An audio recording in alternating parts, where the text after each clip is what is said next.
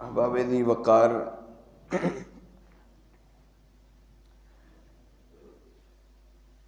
کچھ چیزیں دین اسلام کے اندر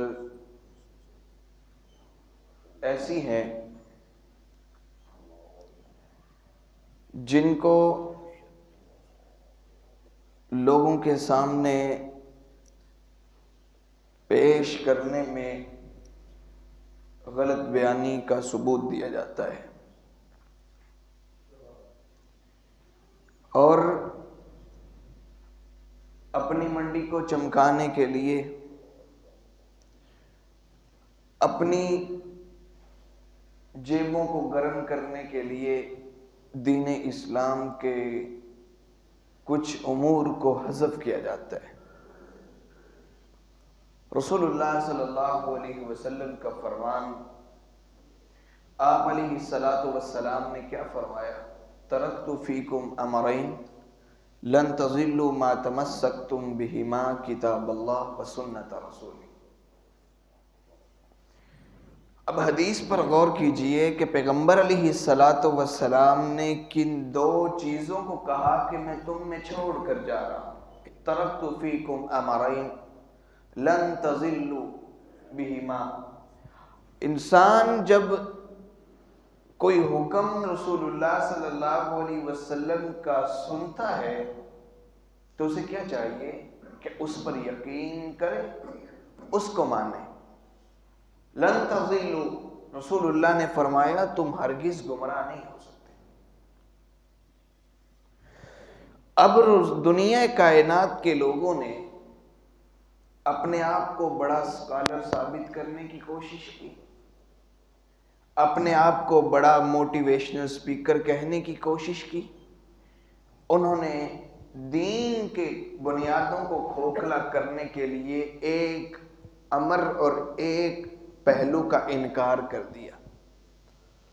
رسول اللہ صلی اللہ علیہ وسلم کا یہ کہنا کہ دو چیزیں میں تم میں چھوڑ کر جا رہا ہوں، تم ان کو مضبوطی سے تھامے رکھو گے تو تمہارے لیے کبھی بھی ناکامی نہیں ہے۔ ان میں سے ایک حدیث ہے اور ایک کتاب اللہ ہے۔ اب احباب ذی وقار، سوشل میڈیا کا دور ہے، ہر انسان کے ہاتھوں میں موبائل ہے، لیکن لوگ کس قدر دین کی بنیادوں کو کھوکھلا کرنے میں لگے ہوئے ہیں۔ لوگوں کا کہنا ہے کہ قرآن ہے، حدیث کو ماننے کی ضرورت نہیں۔ اس کی بڑی وجہ یہ ہے کہ جب لوگ حدیث کا انکار کر دیں گے، بہت سے کام جو ہیں ان سے ہماری جان چھوٹ جائے گی۔ صرف اپنی آسانی کے لیے درباری ملاؤں نے پیسہ روپیہ لے کر بڑے لوگوں کی باتوں کو مانتے ہوئے ان سے احکامات کو حذف کر دیا تاکہ ان کی زندگیاں آسان ہو جائیں، ہماری جیبیں بھر جائیں۔ آج کل بھی یہی دور چل رہا ہے، فتنہ انکار حدیث۔ دنیا کے اندر حدیث کو ماننے والے لوگوں کی تعداد کم ہوتی جا رہی ہے۔ کس لیے؟ کبھی میں اب سوشل میڈیا کا دور ہے، نام لینا مناسب سمجھوں تو پھر بعض اوقات اختلافات جنم لیتے ہیں، لیکن ایک اسحاق جالوی نام کا شخص ہے، اس نے بھی پاکستان کے اندر فتنہ انکار حدیث کی ٹھوس بنیاد رکھی ہوئی ہے۔ ہر چیز کا انکار کرنا۔ اب میں آپ احباب کے سامنے واضح طور پر حدیث کی اہمیت اور حدیث کی وقت، قدر اور قیمت دین اسلام کے اندر کتنی لازم و ملزوم ہے، ذرا سمجھیے گا۔ اب دیکھیں قرآن مجید کے اندر اللہ تعالیٰ نے نماز کو حکم دیا، زکوٰۃ کا حکم دیا۔ قرآن مجید کے اندر یہ سارے احکامات موجود ہیں، مگر انسان پوچھے کہ آخر نماز کا طریقہ کار، رکوع، سجود، قیام، دعائیں، وہ قرآن مجید کے اندر کہاں لکھی ہیں؟ زکوٰۃ کا اللہ رب العالمین نے کہا، زکوٰۃ کا دینے کا طریقہ قرآن مجید کے اندر کہاں پہ ہے؟ حج کا اللہ رب العالمین نے کہا ہے، حج کے طریقے قرآن مجید کے اندر کیسے تلاش کرو گے؟ قرآن الہی، کلام الہی جو اللہ نے نبی علیہ السلام پر نازل کیا برحق ہے اور مکمل ہے، کسی قسم کا شک نہیں، لیکن قرآن اس کی تفسیر اور اس کی تشریح اور وضاحت حدیث کرتی ہے۔ قرآن اللہ کا کلام ہے، نبی علیہ السلام نے جو حدیث بیان کی یہ بھی اللہ کا حکم ہے۔ رسول اللہ صلی اللہ علیہ وسلم کبھی بھی اپنی طرف سے کوئی بات نہیں کہتے، جو بات بھی پیغمبر علیہ السلام نے کہی وہ اپنی زبان سے ادا کی، وہ اللہ رب العالمین کی طرف سے کی۔ اب دنیا کے اندر یہی لوگوں کا تبصرہ چلتا ہے، ہمارے لوگ بھی ایسے بولے بالے، جس کو دیکھا اچھا یار ہے بھی چھڑ دے ہو، حدیث کو نہیں ماننا، حدیث یہ ہے۔ سوچنے کی بات یہ ہے کہ یہ ہمارے اندر بات پیدا کیوں کی جا رہی ہے، ہماری سوچوں کو تبدیل کیوں کیا جا رہا ہے؟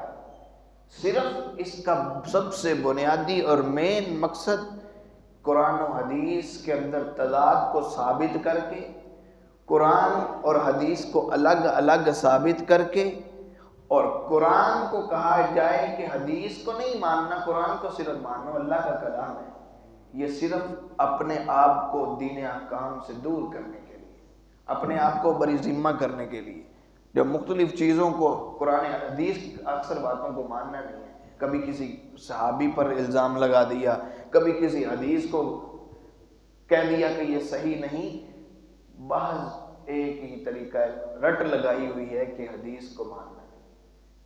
ہمارے اندر شعور ہونا چاہیے کہ ہم بھی دن رات سوشل میڈیا کو یوز کرتے ہیں، پیغمبر کا ایک فرمان سامنے رکھنے، یقین مانے اللہ رب العالمین انسان کے لیے یہی ہدایت کا ذریعہ بنا دیتا ہے، اگر انسان سمجھنے والا ہو کہ رسول اللہ صلی اللہ علیہ وسلم نے فرمایا میں تم میں 2 چیزیں چھوڑ کر جا رہا ہوں، اس کو مضبوطی سے تھامنا، تم ہرگز گمراہ نہیں ہو سکتے۔ کیا؟